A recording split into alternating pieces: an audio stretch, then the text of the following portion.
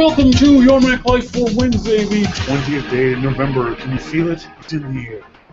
1 month, 5 days to Christmas. Woohoo! I'm excited about that. Folks, I'm Shawn King, joined here in studio by the lovely and talented Alessandra.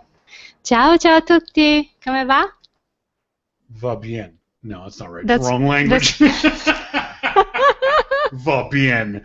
No, what the hell? You need more lessons. I do. I know. I need so many more lessons. You can answer in English. All right. Folks, thank you guys very much. This might be the last night we use Google Cast, Google Hangouts, if only because the nice folks at Telestream.com have come up with their Maverick-capable, compatible version of Wirecast. So I wasn't going to install it. Actually, I installed it yesterday. Today? Yesterday? Whenever. But I haven't tested it out yet to make sure it actually works. So I'll be doing that, and maybe by this time next week we'll be using Wirecast again. Although Google Hangouts hasn't been bad. It's not awful. It's just not what I'm looking for. It's been interesting to use Google Hangouts the last few weeks and to see what it offers and how it offers it and how I can try to do the things I was doing with Wirecast and Google Hangouts. I can't. I've proven that. But I'm going to... I'd recommend it for those folks who want to do this kind of video. You can integrate other people. Obviously, there's another video stream coming. Actually, Alessandra's video, if you guys are curious, her video is coming off my iPad Air, which I think looks much better than the video we had last week. So, yay! Yeah, it looks great. And she's listening into the show. Now, unfortunately, we're not going to be doing the SIG is not in the IRC chat room tonight, because apparently, as she told me earlier today, someone was mean to her there. What? And isn't that what you said? No, that was not the reason. I thought it was because somebody was mean to you. No. Why aren't you in the IRC then? See, someone being mean to you would be a better excuse than the one you're about to give. Oh, okay. Yeah, okay, let's use that one. No. No! Why aren't you in the IRC chat room? Why are you asking me difficult questions? That's my job. Oh, okay. But this is not about Your Mac Life. The host of Your Mac Life, one of the hosts of Your Mac Life, the pretend host, the aspiring host of Your Mac Life, isn't in the IRC chat room. And so that is about Your Mac Life. So, again, why aren't you in the IRC chat room? The battery of my computer was down. Jeez. All right, fine. You don't want to be honest with the audience, that's fine. I'll just leave it at that. A couple of things. Or one other thing. I want to say a big shout-out and congratulations to our friend Melissa Findley down there in Tallahassee, Florida. She's obviously, everyone knows, she's the husband of John Binky. Mel she is a theater director down there in Tallahassee, and she had her first play open last night, and apparently, according to John in the IRC, it was a huge success. So, yay, Mel! Congratulations! Congratulations for you, Mel. Speaking of the IRC, as always, we'd love for you guys to join us in the IRC chat room. You can go to the website at yourmaclifeshow.com during the live show, and right there below the video is a link to the IRC chat room. So you don't even have to know anything about IRC. IRC is really easy to use. Yes. It's simple to get into. It's not difficult at all. And people in the IRC chat room are very friendly. Oh, yes, they are. They are nice. I never said anything different. So, I mean, part of my job, see, you're new here, so you don't understand. Part of my job is to try to get you in trouble. Yeah, and you're very good at that. Yeah, exactly. Yeah. So that's what I do. You will get me fired. Oh, but you are the boss, so you will decide. Speaking of getting fired, that's the other thing. You have a job interview tomorrow. Oh, yeah, I'm so excited. Yes, good luck. Thank you. Hopefully the right one. Everyone send out good thoughts because she's going for her second job interview since we moved to Vancouver. Yeah. This sounds like a good job for you, so hopefully it'll work out. Yeah, I really hope it goes well. Good. Yeah. So, congratulations to Alessandra and also to Mel. The IRC chat room, like I said, is on the website, yourmaclifeshow.com. Our good friend Monty set that up for us. Or if you're a traditional IRCer, we've got it set up with the folks at irc.chat-solutions.org, and we're in the pound Your Mac Life channel if you want to do it through traditional IRC. As we said, we have the Google Hangouts going out. If you're in the Google Hangouts, you're getting the show almost live. If you're watching it by the YouTube link, I think it's like a 30-second delay on the YouTube link. So keep that in mind if you're in the IRC chat room and watching what people are talking about. The folks who are in the Google Hangouts are hearing things before you do. So they live in the future. You live in the past. Yeah, that's right. You folks who are watching YouTube are living in the past.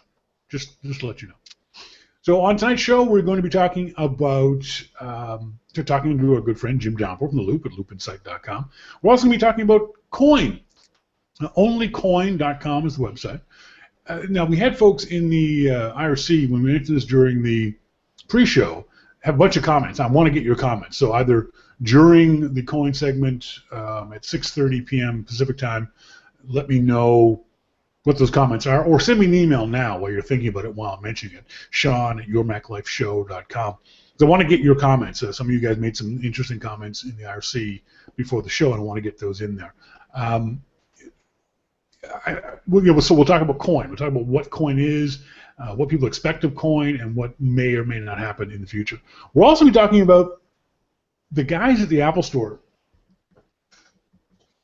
I don't have his. Okay, I won't give out his name because he'll get in trouble. One of the guys at the Apple Store convinced me. Okay, I didn't take much. This is funny. Convinced me to buy the AnkiDrive. Okay. And I wasn't going to get it. It's expensive. I don't need a race car set. I'm a grown-ass man. I should. And you don't enjoy using it, huh?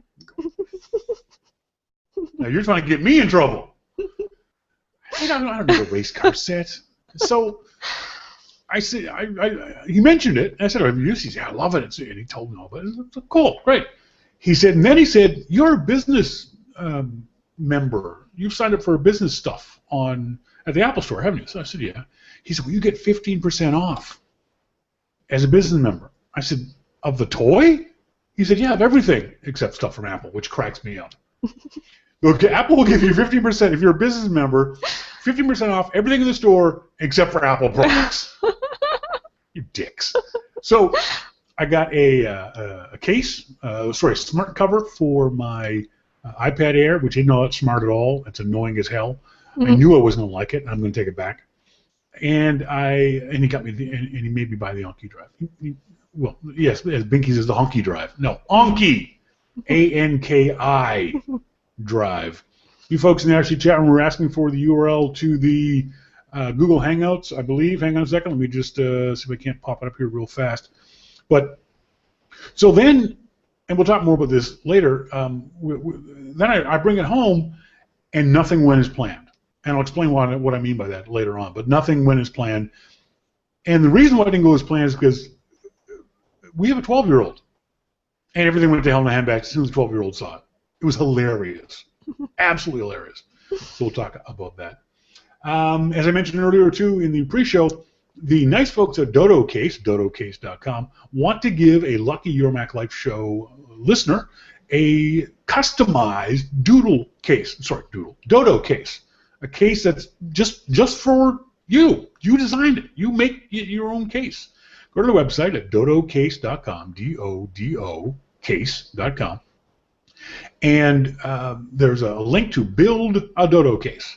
So build your own Dodo case. Send me a screenshot. Email it to me at Shawn at yourmaclifeshow.com, or contest at yourmaclifeshow.com, or whatever the heck else you want to do, however you want to get it to me. Send it to me, and then on the December 4th show, so the 11 days before Christmas, we'll get the nice folks at, we'll draw a name from our virtual hat, and we'll get the nice folks at Dodo Case, hopefully in time for Christmas, no guarantees, but in time for Christmas, get you your very own Dodo Case. So I think that's kind of cool. Everybody. It's very creative. Very nice. Some of them are really nice. I've always been a big fan of Dodo cases. I've always been a fan of their design and their sturdiness of their cases. So if you're a fan of that, if you're not, go do it. Do it now while I'm talking. Oh, and by the way, you see my arm wrapping up? Look at this. Oh yeah, that's great news. Look. Yay. It's my naked fish belly white arm. And by the way, I'm not that pale in real life. I'm close to that pale in real life. Not quite, but look at this. There's the. Can you see the pink bits right here? Isn't this weird? Let me see if I can't fix this exposure. It's way too bright. Let's try Spotlight. A little better in Spotlight. Warm. Yeah, warm looks better. That weird stripe down there. That's the scar from my motorcycle. I can't even turn my wrist far enough around. Look how long the thing is. That's 8 inches long, and it's crooked. Why was she asleep? Was the doctor? Well, why is that crooked? That's so weird. That it's just I didn't realize that until the cast came off on Friday, and then I started to shed skin like a zombie snake. Oh, it was disgusting. There was skin everywhere in the house. and that was after I'd peeled off the vast majority of it. Yes. There was hunks of skin that went around my wrist, and it was one of those things where you peel it off and you go, cool, ew, you know, ew, cool, ew, cool, ew. As I'm sitting there in the hospital room peeling this stuff off, I look down. There's literally a little pile of dead Shawn on the ground. And on the bus on the SkyTrain, because a lot was just flaking off by itself. But then there was a lot. So it's the most interesting thing to me about all this was the fact that now I know this as a relatively intelligent adult, but I didn't internalize the fact that just because the cast is off doesn't mean I'm healed. My brain, after having the cast done for 2 months, my brain thought, oh, the cast will come off and boom, I'll be fine. Everything will be fine. It hurts now. It hurts more now than it did with the cast on, because now I can move it around, but not very much. So, for example, when I if I can't show you guys this, when I turn my wrist, I can bend my wrist about that far before it starts to hurt. And then going the other way, that's as far as I can go back before it starts to hurt. And squeezing things hurts, and so it still hurts a lot. Hopefully starting physio next week to get more motion and to get things warmed up. But it's certainly better. It's certainly better than having the cast on and bang myself in the head in the middle of the night, which is always embarrassing. Waking yourself up like, oh God, smack. So, and the other thing that has to be said is the folks at the Surrey Memorial Hospital, or Surrey General, one of the two, great hospital. Compared to the asshats at Foothills Medical in Calgary, the guys in Surrey, even though it's relatively slow. I think part of it's slow. I found this out later. Part of the reason why Surrey General is slow is it's a brand new hospital, or at least that wing of it is, and they're still trying to find. It's so funny seeing even nurses that are wandering around like lost and not knowing where they're supposed to go, because I think it's been open for a month or a couple or a little bit longer than that. So they may be slow because of that, but it's also slow because it's even though I had to go to the emergency room to get it done, it's a non-emergency. I don't understand why I had to go to the emergency room to get a cast taken off. There's no need for me to take up emergency room time when people were there who actually needed emergency. So it was a little slower for me because there was no big rush. The only downside is the doctor said that even though they took the cast off, the arm isn't healing as well as they had hoped it would. It's not building up enough callus on the break to join together, which is a little unusual and a little disturbing, but nothing hugely crucial. Doctor said it'll just take longer. So, Dave D was slying. Why does Surrey get all the love? What's the deal here? Surrey is I don't know how to describe Surrey. It's a suburb of Vancouver. Actually, it's the second largest city in British Columbia. It's just not nice. It's not pretty. I don't want to say it's too ethnic because that's just stupid to say that. But it's lower middle class. Even though we're obviously living in an upper middle class neighborhood. In general, Surrey is fairly lower middle class. There's a lot of, if not in fact, perceived crime here. Surrey just broke a record for the number of murders in a year a couple of days ago. 22. Oh my God, 22 murders in a year! It's very scary compared to where we used to live in Alberta. 0. 22 murders in a year? That's a weekend it's a in lot. Detroit. That's Easter in Chicago. You know, that's just in some American place. That's nothing. Yeah, Dave D. So it's the leopard skin tights area, BC. Yes, exactly. It's the blonde hair with the black highlights and leopard skin yoga pants area of British Columbia. Armpit of Vancouver, tell the truth. It's just not. It's not nice.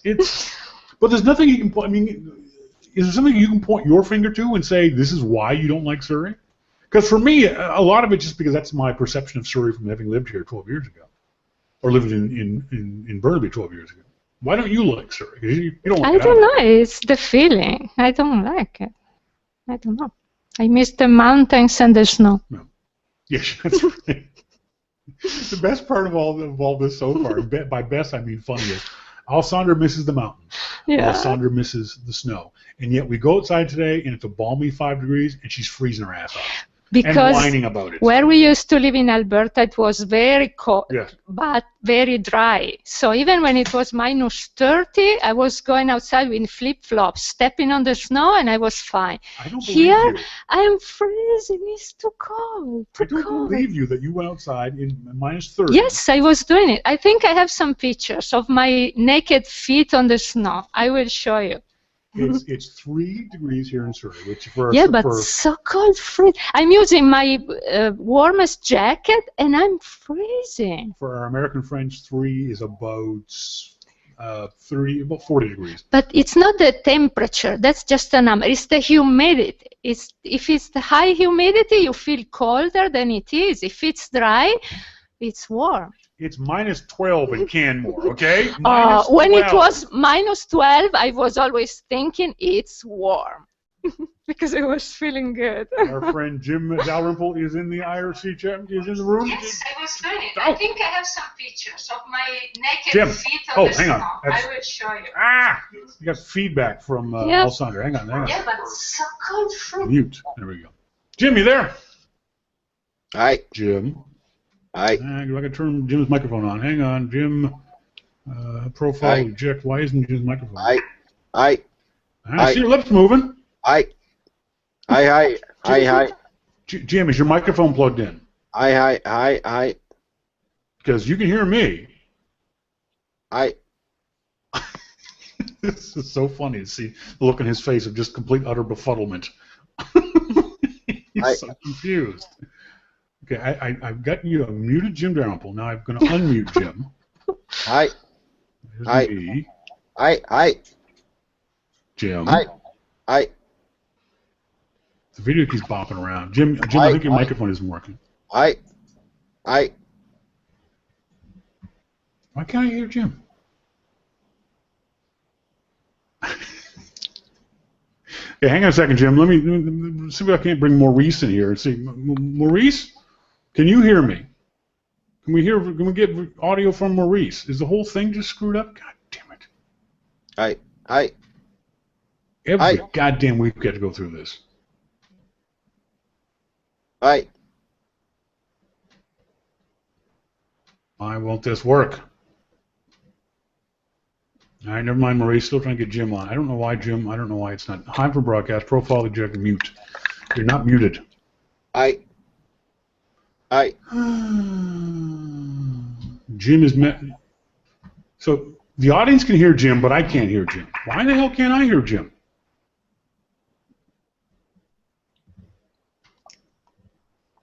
Jim? Hi. Nope. It's. I can hear him. You can hear him. You want this? What the hell? How can you hear him? I don't know. Jesus. Listen here. Oops.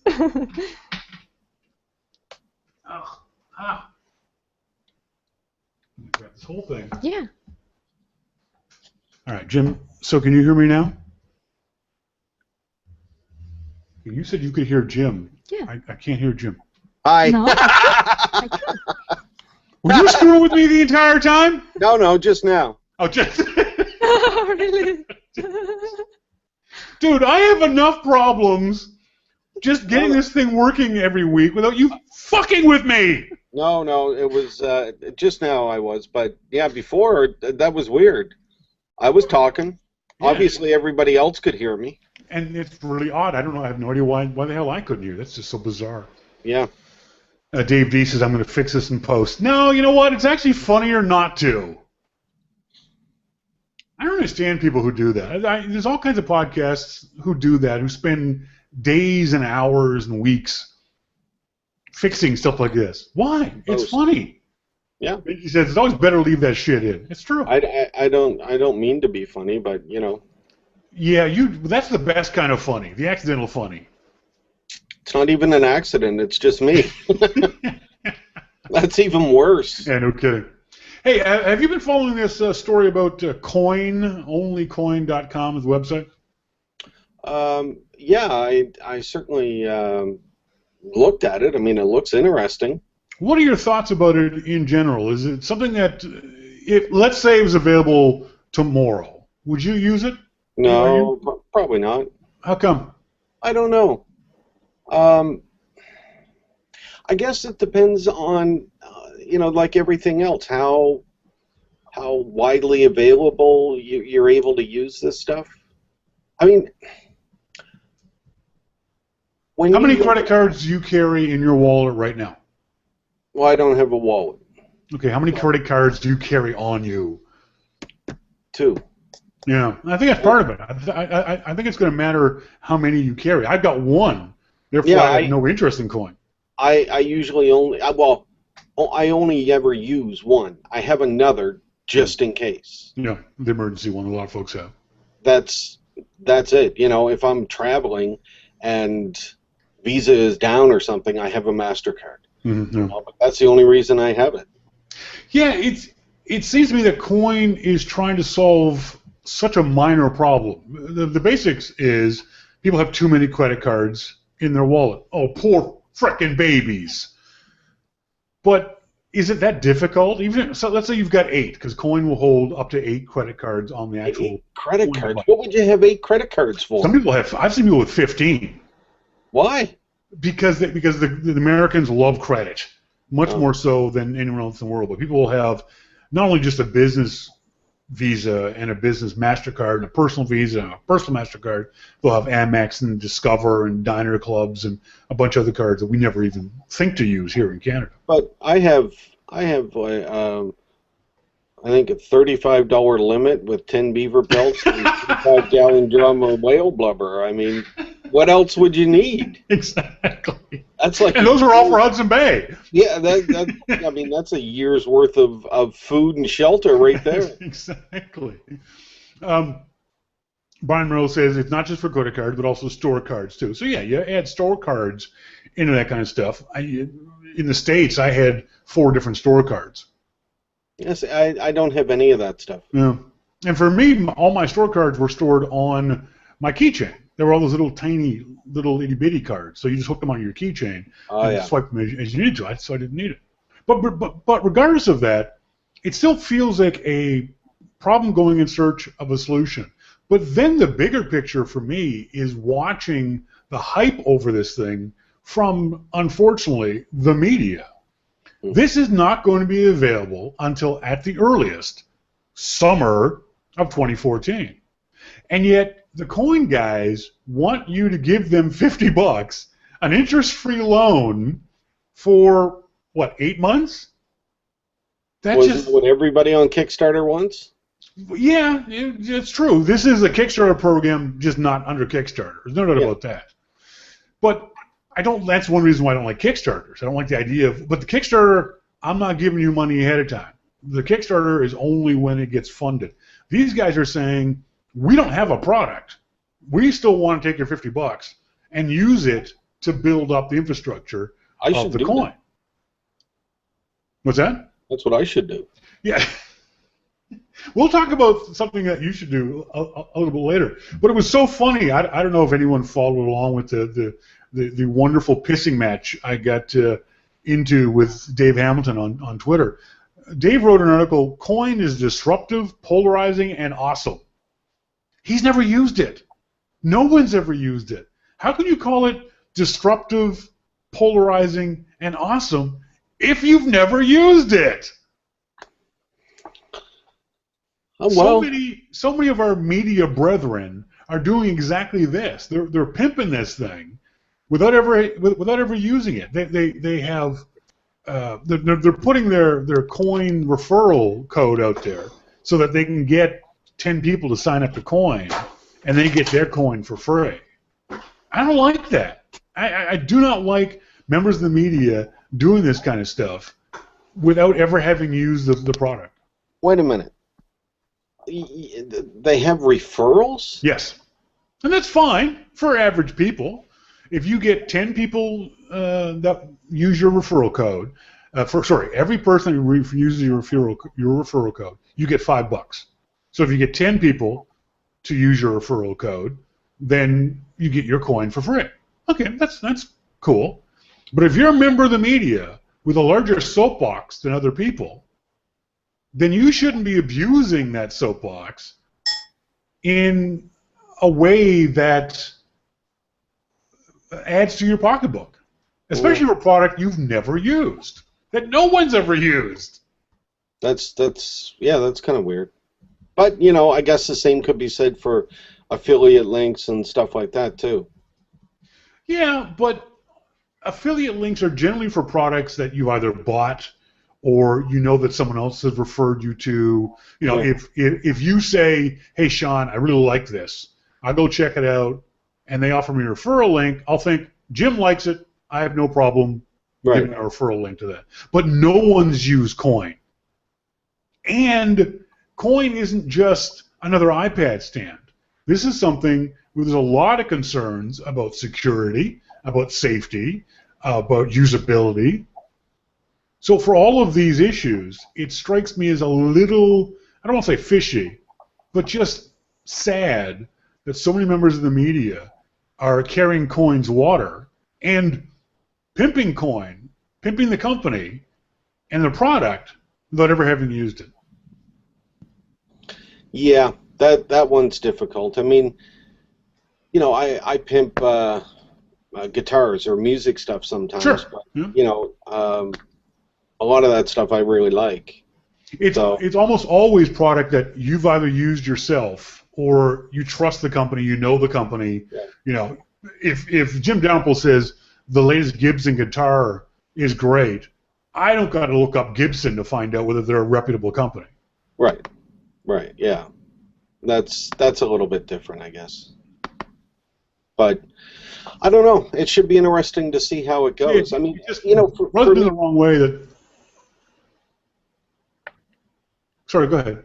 If Apple comes out with some kind of system, you know, NFC system, I have no trouble with that because they've had my credit card for years, and I trust them. I think trust is a big part of that too, because if Apple says, like, you know, Netflix or any of these things that are on Apple TV, you pay through your .Mac account or your iCloud account, I'm cool with that. You know, it's all in one place. It's just paid and done. But, you know, the more you start spreading stuff out, it gets kind of weird to me. That's when I start to feel uneasy. Mm-hmm. And like I said at the beginning, I think this is just another problem and solution in search for a problem. But the absolute funniest thing that Dave Hamilton, by the way, folks, Dave Hamilton's from Mac Observer, said, and he didn't mean it as funny, but he snidely, as he often is towards me, said how he thought it was funny how people have a knee-jerk reaction and a negative reaction to Coin. And I was like, dude, you wrote an article saying it was disruptive and awesome, and you've never used it. That's the very definition of knee-jerk. Yeah, just in the other way. Exactly. But yeah, I mean, I cannot see how Coin could possibly be disruptive. It'll help you manage your credit cards. That's not disrupting anything. This is not the new iPod that's going to tear up entire industries. This is just another way for you to carry on credit cards. That's not disruptive. That's not awesome. It might be kind of cool in a geeky kind of way, but yeah. I think people are looking for that next big shopping thing. You know, they're looking for the way that they're going to carry their credit cards around. Mm-hmm. So, you know, Coin looks like, for some people, looks like that this may be it. So if it carries your credit cards around with you, are you able to purchase things with it? Sure, absolutely, yeah. It's just a swipe. It's just a swipe. Well, all the stores that I go to, you need to insert your card into a machine. Yeah, that's here in Canada. You may not realize it in the States that it's called chip and pin. In the States, chip and pin is nowhere to be found. Everywhere else in the world, it's like the metric system. Everyone else has it except the Americans. Coin is only going to be really usable in the States. Now, granted, if your chip and pin card doesn't work, you can still swipe your card. You know, I've had problems with my brand new CIBC debit Visa, and when the chip doesn't work, you just swipe. So it's really not that big of a deal. So what do they do in the States? I mean, maybe I just don't swipe. know. It's all swipe. Is it? Yeah. So how are they going to swipe coin when it's because on? the coin card has a magnetic strip, and as you flip through the 8 cards that are digital on your coin, have you not read anything about this? Why am I explaining this to you? I have, but you know.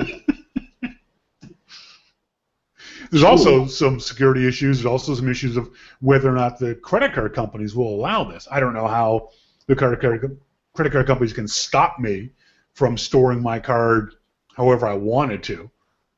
And I can't see vendors caring about it either. I don't know why I would use it. Yeah, exactly. But later on the show, you won't be around. Later on the show, we'll talk to Alessandra, who thought it was a really cool idea. She really likes the idea. So we'll talk later about that. Folks, send me an email to onair at yourmaclifeshow.com if you want to talk more about coin. We're going to move on with Jim to, I didn't even know what this was or that you were a judge. Explain to the audience what Riff Rumble Metal is. So there's a company called Sonoma Wireworks, and I've known these guys for years. They're a great company. They make Guitar Jack for iOS and the Mac, but before they did all of this hardware, they made RiffWorks for the Mac. And every year they have, or a couple times a year, they have this contest where they allow users to submit songs that they've written. Oh, okay. And this one was in metal, so they asked me to pick the winner. So that was kind of cool. I enjoyed that. It was a lot of fun. You can go to the SonomaWireworks.com/Riff Rumble, and they've got first, second, third prizes. And they have the actual songs there too. So these are songs that they had to create using RiffWorks. Yep. Okay, cool. I was just curious. I'd heard of it. So yeah, it's a great app. I've used the app, and it's funny, people now know them for Guitar Jack and the iOS stuff. Mm-hmm. I saw the first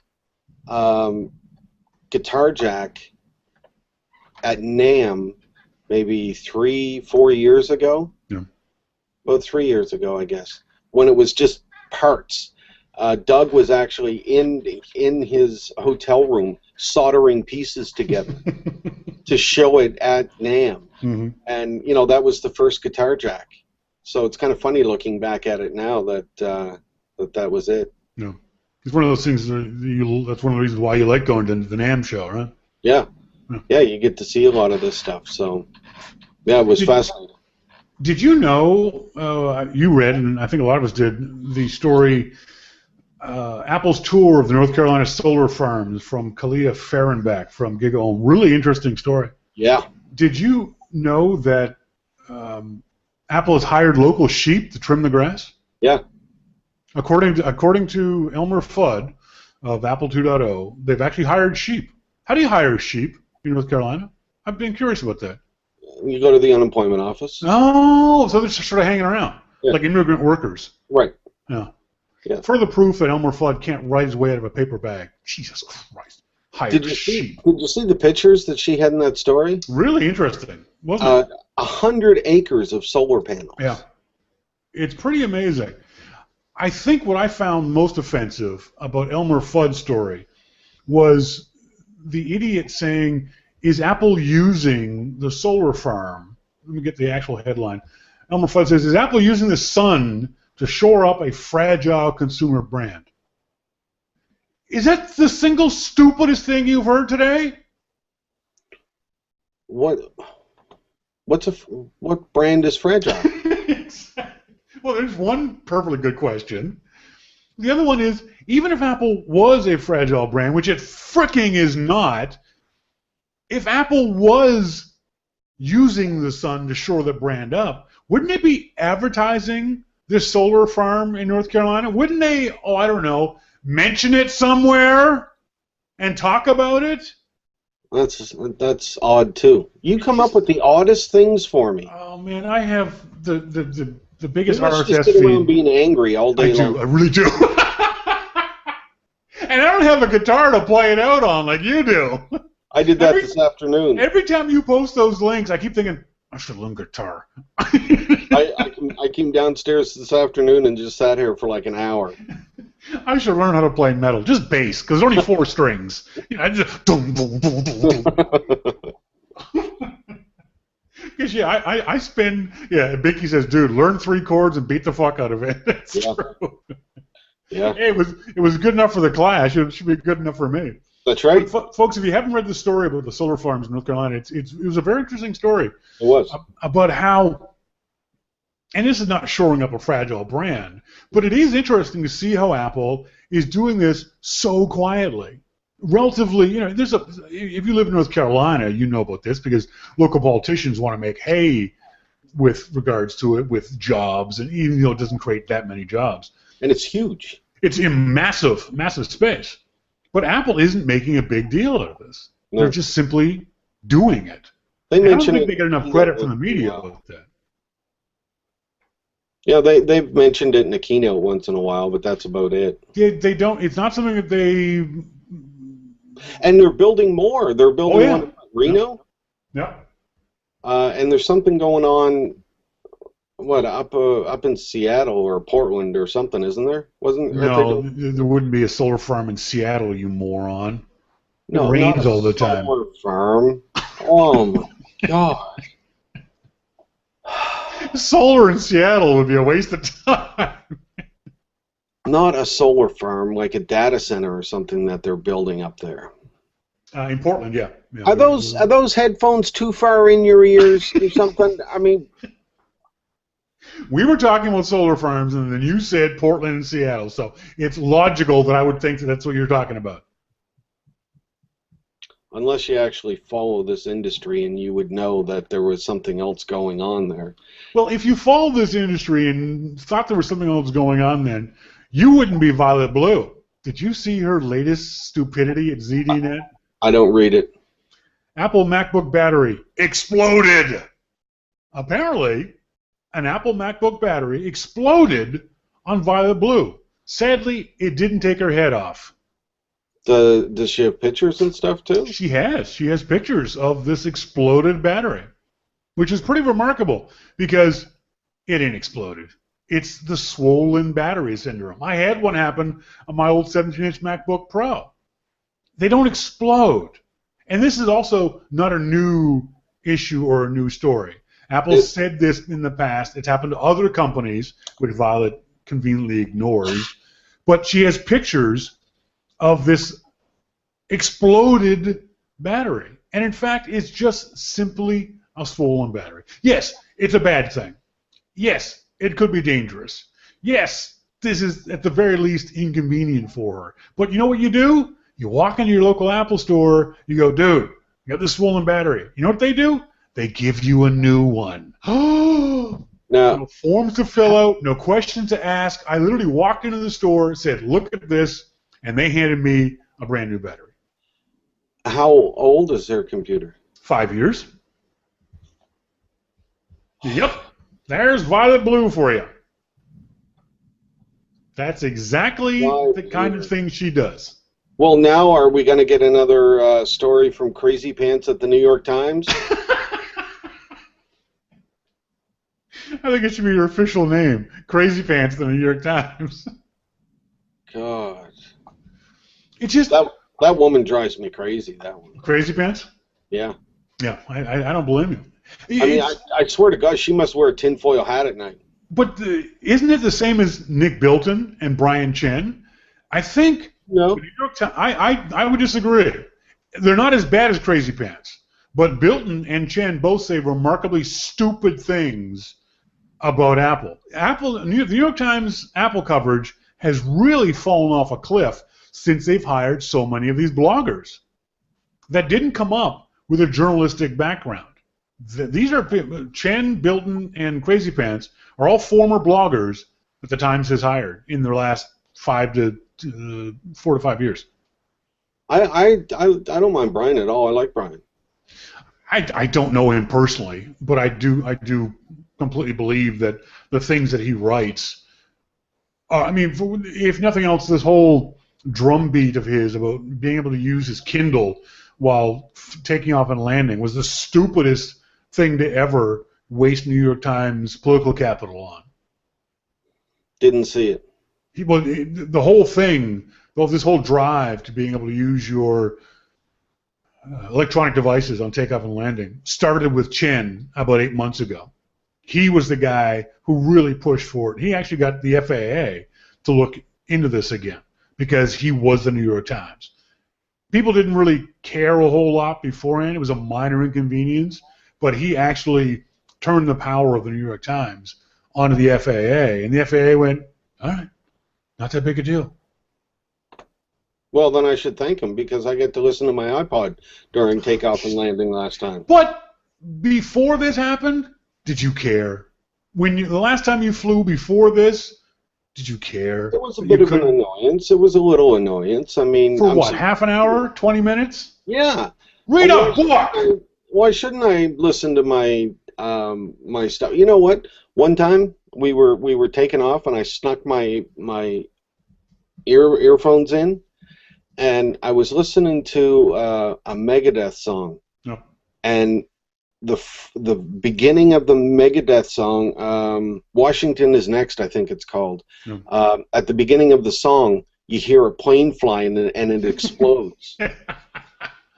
Scared the hell out of me. Yeah, no kidding. I mean, I'm sitting there, I put my things in, and I'm laying there sleeping, and I hear. That's like any song that I had on my motorcycle on my motorcycle iPod, that had any kind of police sirens, I had to delete because it would freak the hell out of me. Yeah. And yeah, that was pretty scary. But I did read the Brian Chen story today about the carriers refusing Samsung's kill switch. Interesting the way that was framed on the Loop, and I was going to bring this up with you, that if you read the whole story, part of the carrier's justification, and I'm not saying I agree with them, part of their justification was that there's a possibility of the phones being hacked and locked and destroyed in that kind of manner. Like I said, I'm not necessarily agreeing with them, but your clip, your poll. I think that's the main reason. Yeah, I don't disagree with you. I mean, if I thought that it was that phones being hacked, was the main reason, yeah, I would have put that out there and said, here it is, here's the reason. But I think it's the insurance. I would like to know how much the carriers get off that insurance and how much they have to pay out and those kinds of issues. Yeah, because before I point and say j'accuse, I think we want to see those numbers. But I wouldn't disagree with the way you look at it. If nothing else, the carriers have screwed us with our pants on so often, it's easy to believe this is another way for them to screw us. So for those that haven't read it, the story basically says that the government wants kill switches installed on phones. Yeah. Apple's is very good because you can authenticate it. Even if you get the phone back, you can authenticate it with your Apple ID and you're back in. Yeah. Samsung tried to put a kill switch on theirs. What's their thing called? LoJack or something? Mm-hmm. It's not that, but yeah. Yeah. Well, isn't that what it's called though? No, LoJack is a whole different company. Oh.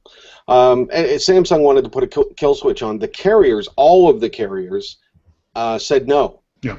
And they said no because they get insurance money from customers who buy a new phone. Oh, do you want to pay $30 or whatever it is to insure your phone in case it's lost or stolen? Yeah. Well, people pay an extra $30, and that's money right in the carrier's pocket. They don't have to do anything for it. It's just pure profit. And the vast majority of people don't ever lose or have their device stolen, so that's money. They're not giving you that $30 back. Yeah. I think the argument is why can't the carriers, why can't the cell phone manufacturers put whatever they want on their phones? It's because the carriers have all the power. Right. And if Samsung builds a phone that Verizon doesn't want to carry, Samsung loses money. Right. So, Apple has a kill system now, and it's great. Yeah. You try and do something, you need to enter your credentials. That being said, I wonder how much insurance Verizon and AT&T and those companies make off of iPhones versus other devices. I would say that I don't buy warranties anymore because of the scam that they are. Mm-hmm. But I would think that the more money you spend on something, the more you're willing to put out a few extra dollars and buy a warranty. Sure. So, if you buy something that's $20 and they want to sell you a $5 warranty, you're probably going to say, oh, no, I'm not going to lose it. And if I do, I don't care. I'll spend $20. You spend, $500 to $1,000, you're going to say, oh, $20? Yeah, okay, I'll take that. Yeah, I agree. Pure profit. Folks, I'm talking with Jim Dalrymple from The Loop. He has his own podcast called Amplified, available in the iTunes store. This week's edition, Moose, Meat, and Goats. That's the first time I've ever read the title of an Amplified podcast and have no freaking clue what the hell you guys are talking about. Yeah, you do. No, I really don't. Moose, meat, and goats? Well, clearly it's all about Canada. No, well, the moose meat part I get, but goats? Oh, yeah. There's some goats. All right. They wander over the border. Have you ever heard of fainting goats? No. Kentucky fainting goats. Look it up on Wikipedia. Funniest thing ever. They're goats that literally, if you make a loud noise, fall over. Wow. They've been bred to be fainting goats. It's bizarre. Look it up one day. All right. Jim, talk to you next week. See you. Bye. Folks, that was Jim Dalrymple from The Loop, loopinsight.com. Can give you back these earphones? You might want to clear them. Clean them. Oh, really? Is it that bad? You nasty. scared me. Little nasty. Ooh. I have no idea why I couldn't hear Jim on that segment. I don't know. That was just so bizarre. That was just the weirdest thing. Again, email onair@yourmaclifeshow.com if you have any comments about what Jim said, what I said, coin, AnkiDrive, any of that kind of stuff. First up, we're talking Anki. Yeah, I told the AnkiDrive guys I was going to talk to them about them at 6:15. So, background story. When I was 7 or 8, like 8, my parents, my mom asked me, what do you want for Christmas? I said, race car set. Christmas comes, Christmas goes, I get a race car set. 9 years old, what do you want for Christmas? Race car set. Christmas comes, Christmas goes, no race car set. 10 years old, what do you want for Christmas? A race car set. Christmas comes, Christmas goes, no race car set. Every year to the age of 13. Age of 13, what do you want for Christmas? A race car set. Christmas comes, there's a big, long box underneath the Christmas tree. Big, wide box in the Christmas tree. I'm so excited. I ripped that box open, and in that box is a train set. No! No! That's not the same thing! A train set isn't a race car set.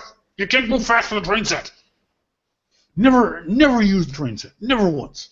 Like 2 months later, it's set up in my dad's workshop. And he's built little people in little houses. You bought this for you bastard. You didn't buy it for me.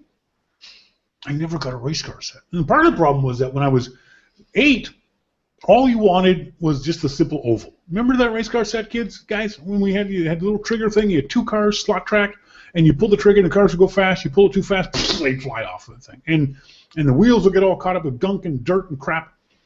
That's all I wanted was just the oval one. And then the next year when I didn't get the oval one, I wanted the figure 8 one because that was better than the oval one. And then the year after that, I wanted one with like 48 feet of track. And then the year after that, you wanted one that went up the wall and down to the side and 4 cars and jumps, loop-to-loop. Never got any of that stuff.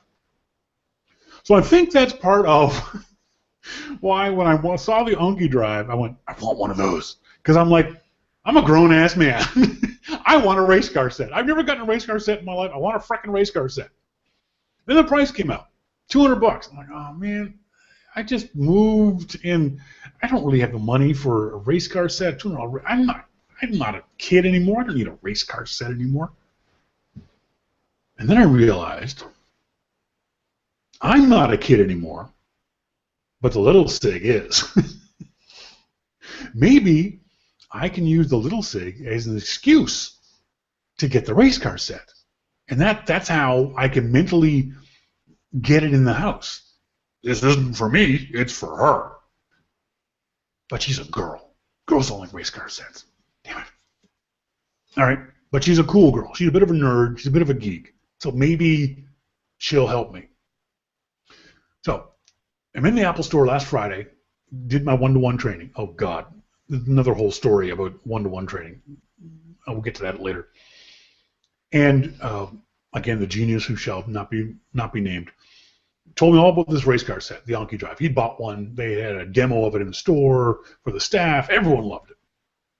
And I was like, yeah, you're right. I think it's great, but it's $200. I can't blow $200. He said two things to me. This is why I'm not naming him. He said, first of all, you're a member of our business group, right? I said, yes. He said, well, you can buy it and get 15% off. But it's a toy. It has nothing to do with business. He said, it doesn't matter. You can still get 15% off. Sweet. I just bought an iPad Air. You get 15% off of that? No, you can't get 15% off Apple products. Thanks, Apple, you dicks. Then he says, and this is the kicker, and this is why I don't want to name him, you have until January 7th to bring it back. What do you mean? Well, Apple considers anything bought, including the iPad Air 2 weeks ago, anything bought from that point until January 7th as a Christmas present, so you can bring it back anytime between the day you bought it and January 7th. So then I'm thinking to myself, I'll just bring it back on the 6th. I'll play with it through November. I'll play with it through Christmas. January 6th, I'm bringing a sucker back. All right, wrap one of those things up for me. Off I go, hop on the bus. This thing is huge. It's massive. It's much bigger than I imagined it to be when we saw the demo at WWDC or watched the video on AnkiDrive.com. The website is, Anki.com, ANKI.com. So my idea was, okay, you're going to do a review of this for Your Mac Life, for the audience, for the guys out there, for the people with kids out there. Do a review of it. I bring it home, and the 12-year-old loses her mind over it. She is hopping up and down and clapping her hands like this is the greatest thing since sliced bread. She actually said the words, "This is my Christmas present." Whoa, whoa, whoa. Wait a second. I didn't buy this for you, you little munchkin. So I'm thinking, okay, there's a review process. You know, you have to take things slowly when you review things. You have to make sure that you understand everything. So you take things out of the box simply. You read the instructions. You read the manual. You read. It's gone. It's opened and spread out all over the house in like 35 seconds because the little munchkin decided she wanted to look at all of it. So it's spread out all over the place. Before I can even get a word in edgewise, she's already configuring cars on the iPhone. She's got the app downloaded, and she's choosing, I want the red car, and I want her to go have these weapons. I'm like, slow down, slow down. I'm doing this as a review. I have to do this. Okay, here, she's like, here, try this. No, sweetie, just give me some time. So one of the things is the cars come in these cute little packages. It's a cute little black plastic package. And the neat thing is that's where the car lives and gets recharged. So you have these little cars. They're about the same size as a wider Hot Wheel car. Remember the Hot Wheels that we had as kids? It's a little bit longer, but the same length as a Hot Wheel, a little wider than a Hot Wheel. And they sit in a USB port inside of here, and this is how they get charged. Apparently, according to the folks at AnkiDrive, it takes about 10 minutes to charge them. That's about right. And it takes... the charge lasts for about 20 minutes, which is about as long as you want to do racing. So I don't mind the battery life isn't forever. 20 minutes of charge, 20 minutes of racing, then you take a 10-minute break, no problem with that. The configuration of them is really interesting. You use your, where's my iPhone? Oh, you use your iOS device, and it can be the iPad. I tried it out initially with the iPad. You use your iOS device to configure the AnkiDrive cars and software. I'm going to turn on Bluetooth. Sorry, hang on a second. It wants Bluetooth on. I don't know if this will work because the mat isn't set out. So this is a really neat video thing that they do, where you choose the car you want, you choose the settings of the car. There's a bunch of things that you set. Connect to my cars, get started, learn more about AnkiDrive. And so there's this whole, you guys have seen this backwards, but there's this whole thing that they go through video on the app. You can download the app and watch this stuff yourself. Interestingly enough, all the cars have different characteristics and different names. So they'll have either more agility, more left to right ability, more speed, more weapons, more defense. There's 4 different cars. When you buy the set, it comes with 2 cars, and each additional car is $70. Oh, $70 for a little race car. The original race car set I wanted wasn't going to cost that much, but so keep that in mind. The cars are $70 a piece. Binky says, if there isn't one named Kit or Speed Buggy, bah! No, they're not called Kit or Speed Buggy. You can call them whatever you want, but the dog would kill that thing in about a second. Yeah, any good-sized dog would eat these cars. But the neat thing about it is, and the track is much bigger than I expected. It's significantly longer than I expected. It's a very simple track. It's certainly one of the downsides of the game, except for the fact you don't realize when you play it, it's not a racing game. You think it is because that's what we did when we were kids. We raced these cars. It's not a racing game. It is a battle game. The cars have weapons. Both of the initial cars have a pulse gun and a tractor beam. And so what happens is you get behind one of the cars and you use your iPad or your iPhone to hit the tractor beam, which slows down the guy in front of you, and then you use the pulse gun to blast at his butt. So as you're running on the track, you're trying to get into a position to be behind the other guy, and you do that by going faster, going slower, whatever you need to do, and then using your tractor beam and your pulse gun to fire rounds into his butt. And you play over a period of time, up to a certain number of points. I think it's 5 or 10 or 15 points. 5 points is good enough for most games. The other thing about the track is you can, unlike those slot cars tracks we had when we were kids. Remember, you couldn't go full speed into a curve, into a turn with those slot cars because they'd go flying off. You had to actually slow down a little bit, and there was a little bit of driving skill you had to learn. With the AnkiDrive, you can hit the throttle full on, and the car will stay on the track. That's one of the really neat things about the track. The track is slotless, but there's a little camera in the bottom of the car that takes a picture, so the car knows where it is on the track and doesn't stray off the track very easily. So you could just hit the throttle all the way up, and the car will drive itself around the track. It will not fly off the track like cars did when we were kids. So all you have to do is adjust your speed and adjust your spacing left or right on the track to compete with the other guy. So we set this up. The little Sig is very excited. She wants to drive, and you put cars side by side, and each iPhone, you pick one of the iPhones to host the particular game, so that person sets the game up as to how many points you're going to play to and things like that. And then you say go, and then on both cars, on both iPhones, you hear this 3, 2, 1, race, and off they go. Yeah, it's kind of cool. And so you're racing. And so I'm a guy. I have testosterone. I'm kicking the little Sig's butt. It's 2-0. I'm destroying her. This is an easy game. And then she starts learning. She becomes her own AI, and she figures the game out and scores 5 unanswered points. Just destroyed me. Just completely blew my car off the road a couple times. Rotten kid. The neat thing about the game is that if you're playing, so you can play 2 humans, or you can play 1 human against the AI. And apparently the AI learns. So as you get better, the other car gets better too. So it's not just a shooting match.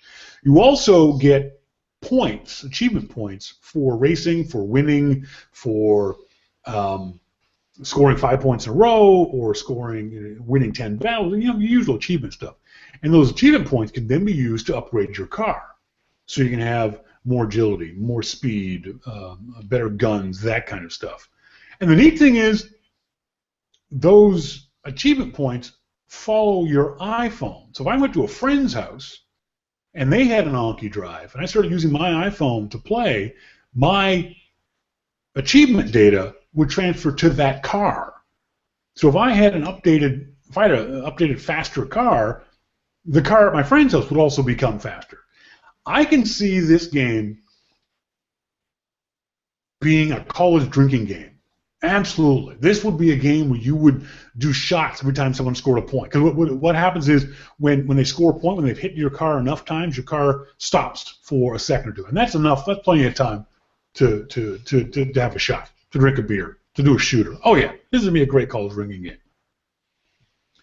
VFS1 says, now I see why the 12-year-old is so enamored of this. Let's see. Daughter has cats. Yes, cats. If you have cats that would chase things around, the cats would definitely beat the heck out of this. Dave D says, never play a game with a 12-year-old. They will kill you. Binky says, wonder if Shawn remembers my 12-year-old son beating me at Connect 4 like 47 times in a row. I finally let him win, and a month later he tells me, yeah, I felt bad. I'll let you win. Kids are rotten. I don't know why you guys have them. I don't understand why you bother. So it's an interesting game, but to me, thinking about this, I got it last Friday, I've been thinking about it for a while, I think the future of the game is even more interesting. One of the things that they promised they're going to be able to do is have it as a straight racing game, where you just, the typical, whoever does the most number of laps wins the game.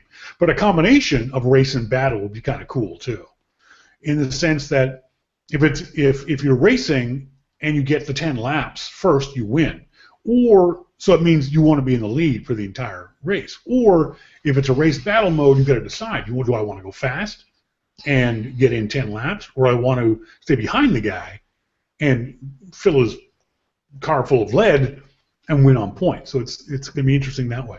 But AnkiDrive says, is the track expandable? How long is the track? Not that long. No. Lengthwise, I'd say 10 feet. I think it's about 10 feet long and about 4.5 feet wide. It's got some decency to it. It's not expandable yet, ArcSign, but you can see how it will be expandable in the future. It's real obvious that the folks at AnkiDrive could fairly easily either sell you a new track, just the track, or sell you an extension of the track that would let you have a different configuration on the track. I think that's going to happen for the race mode too. The battle mode, you kind of make sense that you want it to be in a kind of a loop to be able to do battle. But if it's a racing thing, then you want to be able to drive around and do other things. I just noticed is the AnkiDrive folks are in our IRC chat room. Hey, AnkiDrive, cool. AnkiDrive says the track is not currently expandable. We are working on lots of fun options for down the road. The track is 8 to 9 feet. AnkiDrive in the IRC chat room. So you can see where they're going to go with this. And I think the future of AnkiDrive is it's definitely more interesting than the present of AnkiDrive. Because with a little bit of imagination, you can see other things they could do, not only with this race car technology, but with a lot of other kinds of technology. Now, the folks at AnkiDrive are going to be talking about how this is artificial intelligence. No offense to the folks at AnkiDrive or anyone else who uses the term. It's not artificial intelligence. It's just faking you into it. But it's surprising how much fun their version of AI is racing these cars. It's surprising how competitive you can be racing these cars. I really, really wanted to beat the 12-year-old. No, seriously, I really wanted to beat her. When I'm up 2-0, I'm all cocky and going, yeah, I'm bad. She gets a point, that's okay. I'll get her on the flip side. And it's now 2-2. Okay, time to start working a little harder, Shawn. It's 3-2. All right, now I'm getting ticked off. It's 4-2. Oh, you little... It's 5-2. I think it would have been really bad if she had danced around the room If she'd been like a regular boy and gone, ha ha, I beat you, yeah, then I'd send her to her room. I'd gotten really upset. All right, you, grounded, go. But she didn't. She was cool about it. AnkiDrive says, Shawn, depending on how you define artificial intelligence, fair enough. You guys have been in the robotics industry a lot longer than I have, so yeah, I'll grant you that. But it's really interesting use, as Mosquito says, it's a hell of a use of interesting technology. I really, really am looking forward to seeing how this plays itself out.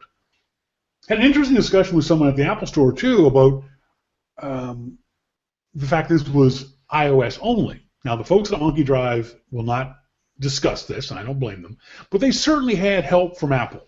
I mean, they were at WWDC not because Apple just sort of picked their name out of a hat. They've had support. Now, I'm not saying Apple gave them money. I'd only bet Apple didn't give them money, but Apple certainly gave them support. They certainly had a lot of access to the smart brains at Apple. These things are in the Apple Store for a reason. Apple is doing workshops of this thing for employees for a reason. Apple believes in this technology. Apple believes in the roadmap of AnkiDrive because I guarantee you Apple knows what AnkiDrive is going to be doing in 2 years. AnkiDrive would have to tell Apple, here's our plans for the future. And Apple would have said, we like those plans. We want to be involved with this. Is this the game of 2013 Christmas? That's a good question. I don't know. I think, like so many other things, Apple related, you've got to see it to understand it, to believe it. You've got to actually sit down and play this thing and go, wow, this really works. This isn't just fake AI. This isn't just fake slot cars. These are cars that run around the track. You can make them go on their own too. It's really kind of cool to watch them do this stuff on their own. You can see when you're playing against the other car, when it's you against the computer, you can see the little bastard slowing down to get behind you. You can see it setting you up to get behind you and tractor beaming you and shooting your butt. It's like, you rotten little... So I don't want to say it learns, but it's fun to play by yourself. Now, certainly, it's always going to be more fun to play with another 12-year-old or a friend or frat brother. The thing I'm interested in, you, Alessandra, had no interest in playing it, did you? I was not invited. I was dying to try it. You were? Yeah. Oh, I'm sorry. You didn't say anything. Yeah. So I officially challenge you. I want to see. Or your daughter? Yeah, you. I want to win. Oh, so you want to beat a loser? Oh, yeah. Nice. Yeah. Oh, thank you. Thank you. And let's play the option with the shots you were mentioning. Glasses of wine and beer. Yeah. Yes. There's our weekend plans, kids. Yes. Yes. Yeah. Just shows how Apple is in the lead in gaming. Brian Monroe. I wouldn't say they're in the lead. They are certainly picking their spots very well when it comes to gaming. I mean, if Apple wanted to be the lead in gaming, you could play games on Apple TV and a bunch of other things. But Apple certainly picks their spots and knows where they want to go and who they want to support with this. AnkiDrive responds to Brian, wouldn't want to take away from a great job, and Shawn King is already doing, shut up, don't blow smoke up my butt. AnkiDrive says, Anki comes from the Japanese character that represents to learn from the heart. Very interesting. I would say, especially with the return policy that Apple's got, go buy this for Christmas. Go buy it now. If you've got kids, you don't have kids, buy it now. Confirm with your local Apple store to make sure that you can return it. I'm betting you won't. I'm betting you won't. But it is fun to play. It is definitely fun to play. It is definitely interesting to play. It is conceptually, the future of it is going to be really, really interesting. It's fun now. Now, I'm not saying that Anki is going to offer extra tracks or anything like that. I have no idea what they're doing. They don't know me. I don't know them. I'm just talking out of my ass. But it's real obvious that's an easy place to go. That's an easy future for me with my small caveman brain to imagine. But I would definitely encourage you to go buy this game, to bring this game. It's easy to set up. It comes in a gorgeous box, well laid out box, easy to get stuff. There's a big cards that start here, and you follow the instructions. We were from the time the little Sig opened the box to the time that we were actually playing, could have been as little as the 10 minutes it took to charge the cards. It took us longer because I wanted to read everything and make sure I was doing everything properly. But yeah, you could be up and running with this thing inside of 10 minutes. And it's a lot of fun. It really is a lot of fun. This is definitely the kind of game that if you had a bunch of friends over for dinner, even as adults, if you had a bunch of friends over for dinner and you had a bunch of people with iPhones, it's an easy download, it's an easy thing to set up, it's a lot of fun. So yeah, this is definitely my, so far, #1 pick for Christmas 2013. I'll say thanks very much to the nice folks at AnkiDrive for being in the IRC chat room. That was very kind of you guys to join us and help answer some questions. I appreciate you doing that. Let's move on to the coin story. Go get your wallet. Okay. This is the onlycoin.com's website. This is what we were talking earlier with Jim Dalrymple. Again, if you have any comments about the AnkiDrive or about coin, send us email to onair@yourmaclifeshow.com. We said that with Jim Dalrymple, that the coin is a solution looking for a problem. But when I first pointed this out to Alessandra and I asked her what you thought, she watched the video. I said, "Here, watch this video." I didn't tell her what it was about or anything else along those lines. I said, just watch this video. And she watched the video, and I always try to guess what she's going to react ahead of time. We watched the video, and what did you think? I found it awesome. Exactly what I need. And see, I thought you would be the exact opposite. I would, because you are becoming notorious for not being a giant fan of technology for technology's sake. You use technology, but you're not a geek about it. No. Now, why did you think that the coin card would be awesome? Because this is my wallet, and it's full of cards, and I only have one credit card and one debit, but I have many other cards to have discounts in the stores where I buy stuff. Every time I am in a store, they ask me, "Do you have a card?" And most of the time I cannot find it because I have too many, so I don't use it. And I was thinking, if I could have them all together in one card, that would be so easy, and I could use them and have a lighter wallet. Look at the size of her wallet. Show the audience the size of your wallet. So big. That's bigger than your head. Yeah. And how many cards do you have in that wallet? Let me show the audience my wallet. You count the cards. Okay. My wallet is my beloved pad quill case, and I have one card with my credit card in it, my debit card. I have my Aeroplan card, which I've never used, and I have my CAA, Canadian Automobile Association card. That's it. No other cards in my wallet. Alessandra? I have almost 20. I'm not using them all. I'm just not throwing away the ones for the stores in Kenmore, because if we go back for a holiday, I will use it. Just for a holiday, just to touch the snow and step on it, so I can use them. And I would never put them in the coin card. But the ones I use here, yeah, 8 would be a good number. So I would use it. So there's 8 different cards. Now remember, folks, those who may not know about this, the coin is an app also on your iPhone. And the app can store up, I want to say 25. I think it's more than that, but at least 25 cards. Not just credit cards, but loyalty cards and other kinds of cards like that. But the actual coin card will hold only 8 of those kinds of cards. So you think you have use for 8 different cards on the coin?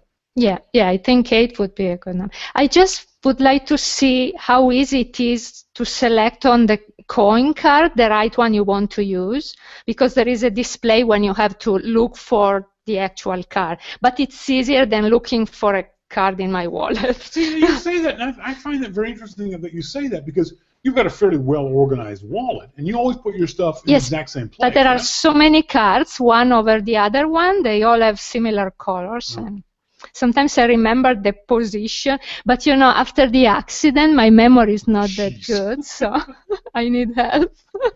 You keep beating that drum, are you? Do you have any concerns about security, about using the coin? Or? Yes, a bit, but it's still not on the market. Before I buy it, I will make sure that there are no dangers. And also another issue could be that it works only when it's next to your phone, because it needs the Bluetooth control. So if my phone dies because I might forget to charge it, then I cannot use the coin card. To be clear, the coin card and app use the low power Bluetooth. They don't say how far away you've got to be from the phone, so it doesn't have to be right next to each other. You don't have to give. So if you're paying for dinner with your coin card, you don't have to hand the waiter your coin card and your iPhone at the same time. I think, from what I know about the low power Bluetooth, it's 30 feet, which may or may not, depending on how far away the waiter has to go to do the swipe. And the other funny thing is that a lot of Americans don't realize this until they travel outside the country. Most of the rest of the world has gone to these terminals that the waiter brings to you in the restaurant, and you then swipe your card, swipe your card. The waiter swipes your card for you, standing right next to you. So it's not that big a deal for Europeans. Now the thing is, a lot of folks don't realize this. The reason why is because it's illegal in a lot of European countries, especially in the European Union, for a waiter to walk away with your credit card. That's why these terminals have been invented, was because in the European Union, waiters aren't allowed to walk away with your card because it's a security issue. The other problem with coin is that it really feels like it's a solution to a 10-year-old problem. That's less of an issue now than it was then. The other thing is, they may sell millions of them in the US, but they'll be less popular in Canada and in Europe, because we have what's called, as we said earlier, the chip and pin. For you Americans who may not realize that, what that is that in Canada and many other countries, they've gone with, so I can show this on the video, this thing on your card, and that is a computer chip. And rather than swiping your card here in Canada, you insert your card, and same with in Europe, you insert your card into the terminal, and it reads that computer chip. And then you type in your PIN number. It's more secure. You basically have two forms of security. So you'll see a lot of folks complaining about the fact that coin doesn't yet, at least at this point, support chip and PIN. But every card that works with a chip can also be swiped and work anyway. So maybe it's less secure, but it works anyway. So it could work in coin. And I don't think it's any less or more secure than the American system now, where most of the time, a lot of the times, you don't have to put in your PIN number for a lot of swipes. I think certainly for Visa, any amount under $25 doesn't have to have a PIN number associated with it. I can't remember the last time someone asked me for ID for my debit card down in the States. I can't remember the last time someone checked my signature, because I don't have one on the back of my card, and I've never written my signature on the back of my cards. So I don't think it's that much. It's something people complain about, but it's not an issue in the States. The other problem I have with it is, we talked about this with Jim, the idea of giving these guys $50 now so they can hold on to it for an indeterminate period of time. I'm giving them an interest-free loan. I'm the guy who doesn't like Kickstarter. I'm the guy who doesn't like Starbucks cards. I'm the guy who wants to hold on to my money and then when I give it to you, I get value for it immediately. I don't want to have to wait summer 2014. That's a long time. And that may not happen. And the folks at Coin have not explained what happens if they don't get funding by the time summer of 2014 rolls around. Am I getting my money back? They haven't told us. The Coin is going to be $100 every 2 years. That's the other issue, too. It's a subscription deal. The Coin card has a battery that's not rechargeable and will run out, according to the Coin folks, approximately 2 years from the time you get it. And then you got to buy another Coin device for another $100 for 2 more years. Is that worth it to folks for the convenience, supposed convenience, of maybe not carrying around 8 credit cards? You got to pay $100 every 2 years, $50 a year for this thing? I don't see the point of that. I don't understand why, even when this is let's say it's now a year from today, and we're having the same conversation. Why are you paying $50 for the convenience, to me, the minor convenience, of saving 8 credit card worth of space in your wallet? Why would you do that? Well, $50 for 2 years is not too much. Maybe 100. It's more. I don't know. I should try to have it for a week and see if I really enjoy it. And also, I was thinking I would like to see if they accept it in every store, because maybe the people working there, they don't know the card and they may not trust it. So then I need to look for my wallet again. So. Well, that happened with me when I first moved back here from Portland. I moved to Calgary. I tried to use my Bank of America debit Visa card, and in several places it got refused. Oh, we don't take that card. It's a debit card. It's a Visa card. We don't accept that card. It's a Visa card. There's nothing wrong with it. This is now, granted, some places did take it, but it was such a hassle that it was an absolute pain to try to use that card. So I had to go to a bank and get a Canadian Visa card. What happens if that happens to you? You're out to dinner. You have a date. You're trying to impress some girl, and you have your very cool, very sleek, very sexy Coin card. And you hand it to the waiter, and they say, "We don't accept that." You're hooped, dude. Yeah. Because you didn't bring your other 8 cards with you, because that's the point of the Coin card. You then turn to your date and you go, "I didn't leave my wallet at home. I left my credit cards at home." Yeah, you ain't getting nothing that night, dude. She will not believe you. No, she's not. Not gonna happen. So I think maybe, depending on how long it takes, Coin might get accepted. But that's a lot of ifs and maybes. And Susan Gare says $50 a month for Coin. No, Susan, it's $50 if you pay for it now, and you'll get it sometime in summer 2014. After that, after their early adopter period, which will go for another 23 days, onlycoin.com is the website. After their early adopter period, they are going to charge $100 for 2 years. So you can get $50 for 2 years if you're an early adopter, or after 23 days from now, it'll cost you $100 every 2 years. And it will be every 2 years, because the battery on that thing is limited. The battery is not rechargeable, and if you break it, you're out of luck. They're going to charge you $100. If you happen to sit on it, if you lose it, it's not that much big a deal credit card wise. People are complaining about that, but if you lose the Coin card, it's no different from losing your wallet or losing a credit card. You call up MasterCard, you call up Visa, you say cancel my card. Not that. It's a hassle, but it's no more hassle than what it was with the credit cards. I'm not worried about that. But if you sit on your Coin card and break it, you're paying them another $100 to get a new Coin card. There's no replacement policy, at least so far now, from the folks at Coin, available on their website. So it's interesting. I don't know if Monty says $100. Nope, they just lost any small interest I might have had. And I think that's why I wanted to talk to Alessandra about this, because, like I said, I've only got one card. I don't need Coin. Coin isn't that convenient for me that I feel I need to. I've got one loyalty card for Safeway, and we can't even find a Safeway around here, so that's no good. I got a loyalty card for Sobeys. We can't find a Sobeys around here, so that's no good. You have our Nesters cards. That's in your wallet. So for me personally, it's got very little interest for me.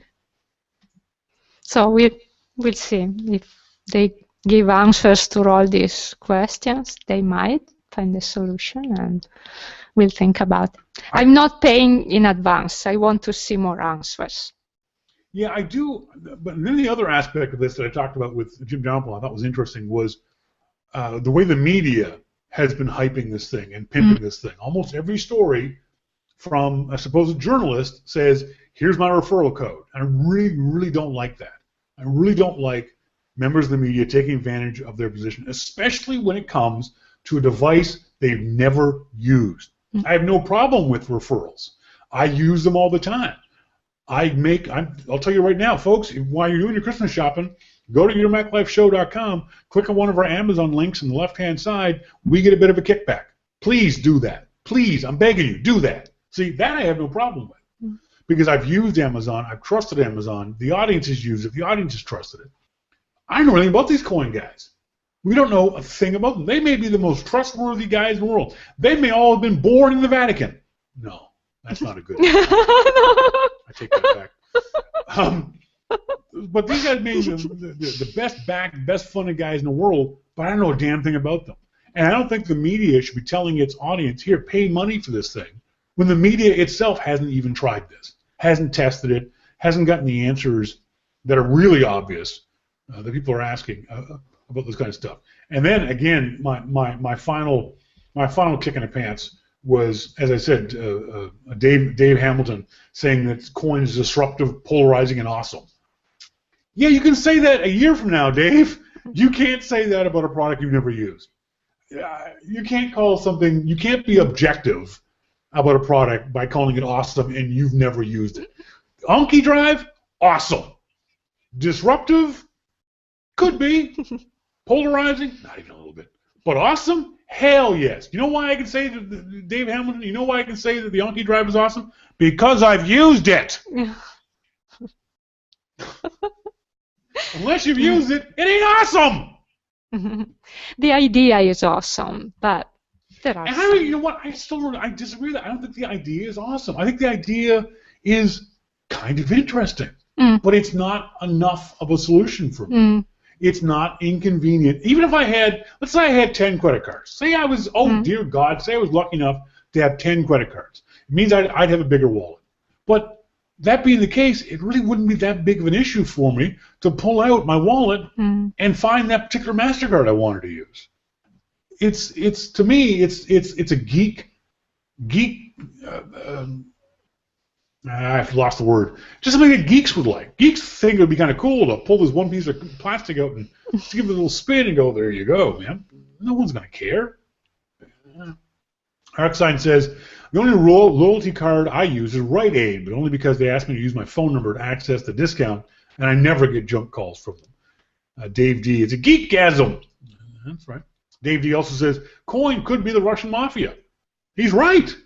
Not to disparage the folks at Coin. I'm sure you're all lovely people and your mothers love you, but we don't know anything about you. I'm not giving $50 to a complete freaking stranger. I wish I had said that. Oh.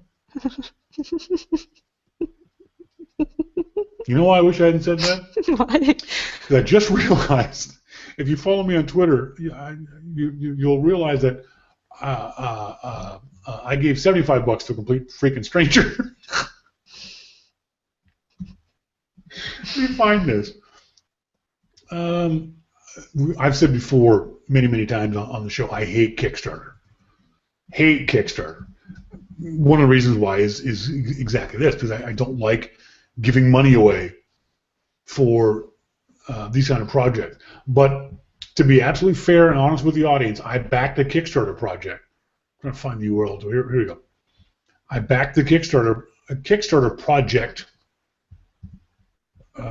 today. And so if I back a Kickstarter project, the guy who hates Kickstarter, it's going to be a pretty cool project. Now, it's already funded. I wouldn't back a Kickstarter project that wasn't already funded, because that way at least I know I'm going to probably get the product.